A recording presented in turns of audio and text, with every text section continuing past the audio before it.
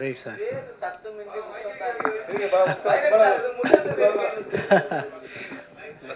அதுதான் சார், நீங்கள் உங்களுடைய கேள்வி வந்து சரியான கேள்வி தான்.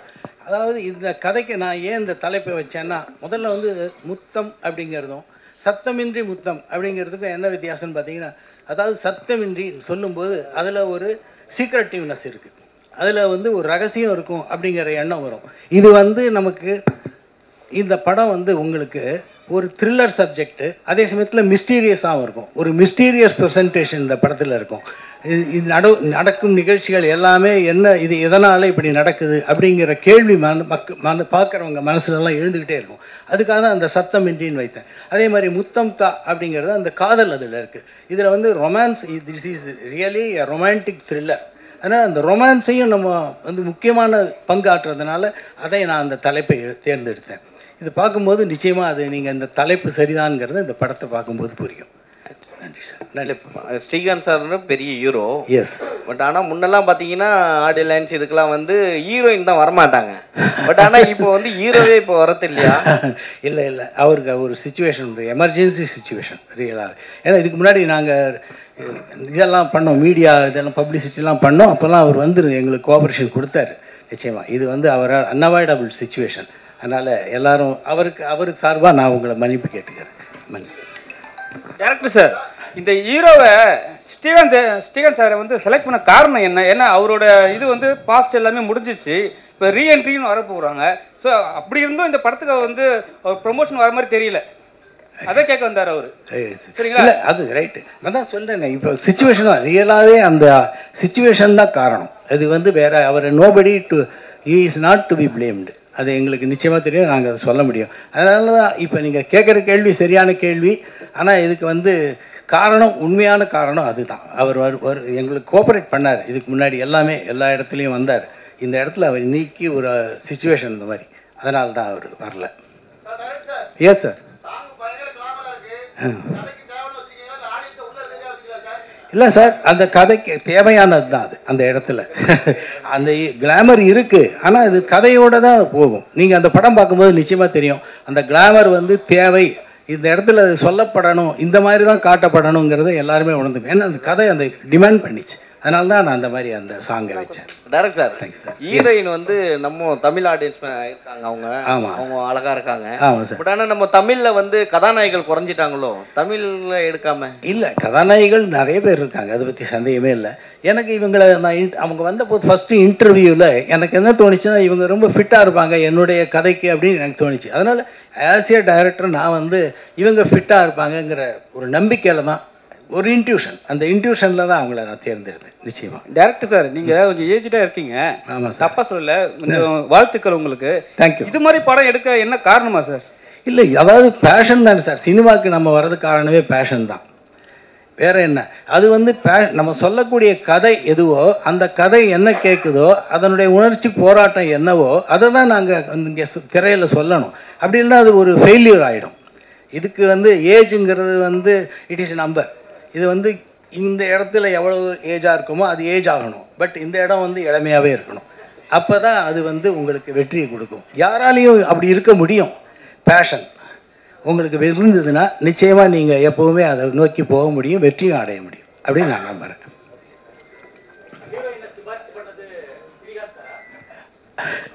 ஸ்ரீகாந்த் சார் வந்து எங்களுக்கு ஹெல்ப் பண்ணார். யார் ஒரு 2-3 பேரெல்லாம் அனுப்பிச்சார் அவர். அதில் எங்களுக்கு வந்து எனக்கு இவங்க தான். ஆக்சுவலி நான் கன்னடிகா, பெங்களூர் கேர்ள். ஸோ எனக்கு மேனேஜர் இருந்தார். ஸோ அந்த மேனேஜருக்கு அவர் லிங்க் ஆகிட்டு எனக்கு சடன்லி ஃபர்ஸ்ட்டு கொஷன் கேட்டது, ஒரு 40 days ஸ்ட்ரைட் கால்ஸ் என்ன 1 month 1.5 month நீங்கள் ஃப்ரீயாக இருக்கணும் அப்படியே கேட்டது. அப்போது நான் சொன்னது ஒரே ஒரு கொஷன்னு, நான் கன்னட படம் ரிலீஸ் ஆக போகும், அந்த டைமಲ್ಲಿ ப்ரொமோஷனுக்கு மட்டும்தான் எனக்கு கேப் இருந்தால் என்ன சென்ட் பண்ணணும் அப்படியே கேட்டேன். அதுக்கு இவர் ஓகே சொல்லும்போது சடன் கால் அப்படியே வரும்போது ஸ்ரீகாந்த் சார் நெக்ஸ்ட் கால் வந்துச்சு. அதರಿಂದ நான் டீமிಗೆ வந்து ஜாயின் ஆகுது. அவ்வளோதான். மேபி என் மேனேஜர் அவர் மேனேஜர் சரௌண்டிங்கಲ್ಲಿ இருந்து லிங்க். பட் நான் ಫಸ್ಟ್ ಟೈಮ್ ಶಾರ್ಟಲ್ಲೇ ಫಸ್ಟ್ ಡೇ ಸಾಂಗ್ ಶೂಟ್ ಕೂಡ அப்போவே சார் நான் பார்த்து ஹலோ சார் சொன்னது.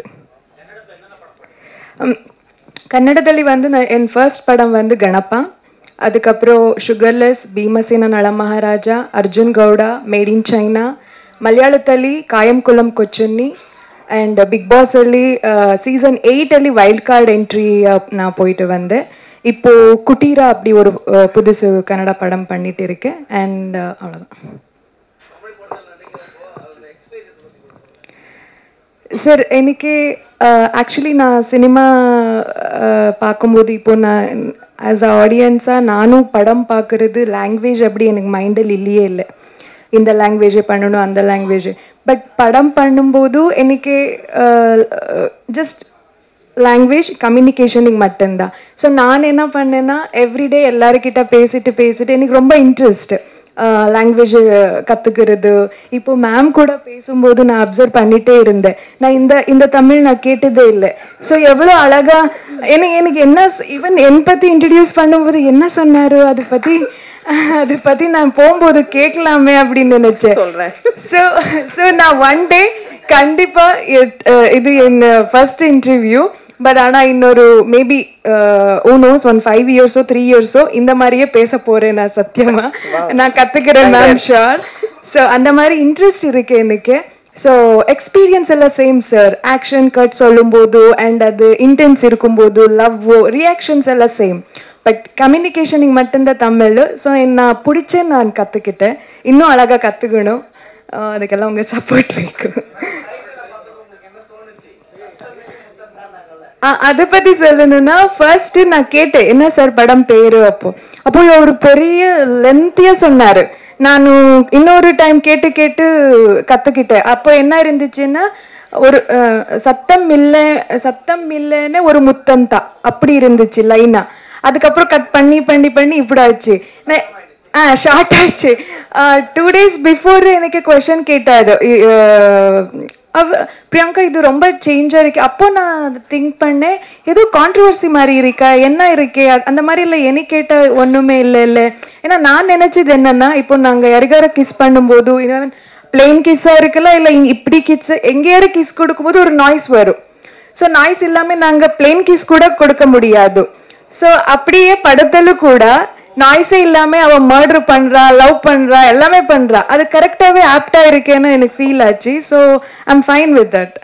சார் டைரக்டர் சார், உங்கள்ட்ட ஒரு கொஸ்டின்.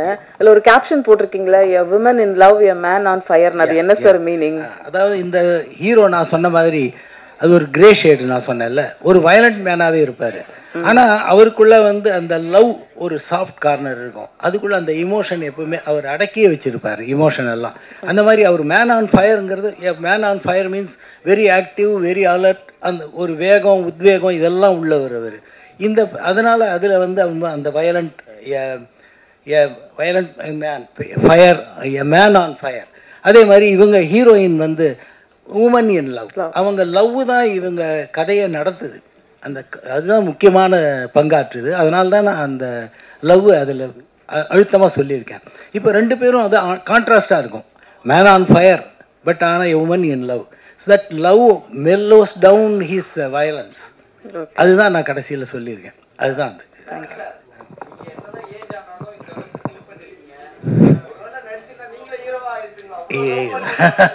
இல்லை நான் கதையை தான் லவ் பண்ணேன், இந்த கேரக்டர்ஸ் தான் லவ் பண்ணேன். எனக்கு அந்த மாதிரி எண்ணம்லாம் இல்லை, நிச்சயமாக இல்லை. சார் நீங்கள் எழுதின புக் அமெரிக்காவில் அவார்ட்லாம் வாங்கிருக்கல, அதை பற்றி கொஞ்சம் சொல்ல முடியுமா?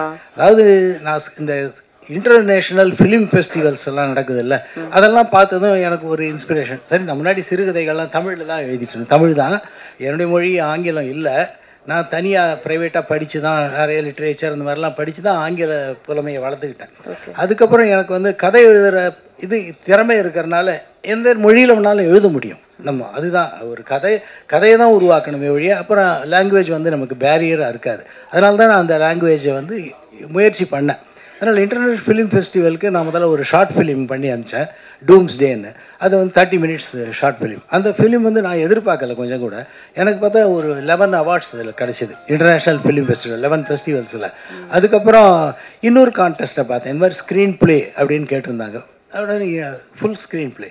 அப்போ நான் யோசித்து சரி இது கொடுக்குறாங்க, ஏன் கதைகள் இருந்தது என்கிட்ட. சரி ஆங்கிலத்தில் அதை எழுதி பார்க்கலாமே அப்படிங்கிறதுனால முதல்ல அந்த கிஸ் டெத் அப்படிங்கிற ஒரு கதை. அது ஒரு ஆக்ஷன் த்ரில்லர், அதே சமயத்தில் சஸ்பென்ஸ்ஃபுல்லாகவும் இருக்கும், மிஸ்டரி இருக்கும். அந்த மாதிரி தான் அந்த ஜான்ரேல தான் அந்த கதையும் இருக்கும். அதை வந்து நான் எழுதி ஃபுல் இது ஸ்க்ரீன் ப்ளே எழுதி அதோடு சேர்ந்து இந்த a stranger is walking by அப்படிங்கிற அந்த இதையும் சேர்த்து தான் அனுப்பினேன். கடைசியில் நான் எதிர்பாராமல் பார்த்தா இன்டர்நேஷ்னல் ஃபிலிம் ஃபெஸ்டிவலில் அவங்க தேர்ந்தெடுத்த எல்லாத்துலேயும் 2 தான் இந்தியாவிலேருந்து போனது. அந்த 2 என்னுடைய நாவல் தான், அதுதான் அந்த ஸ்க்ரீன் ப்ளே தான். அப்படி தான் கிடைச்சது எனக்கு. தேங்க்யூ.